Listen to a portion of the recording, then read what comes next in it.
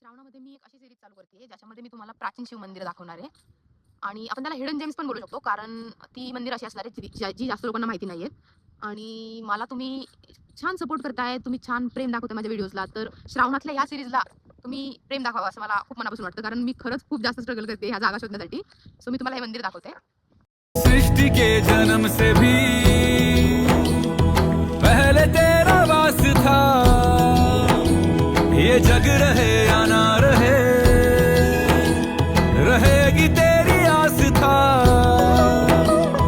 क्या समय क्या प्रलय, दोनों में तेरी महानता महानता महानता. सीपियों की ओट में त्याचं नाव आहे मस्तानेश्वर, जे आहे मस्तानी तलावाच्या एकदम बाजूला.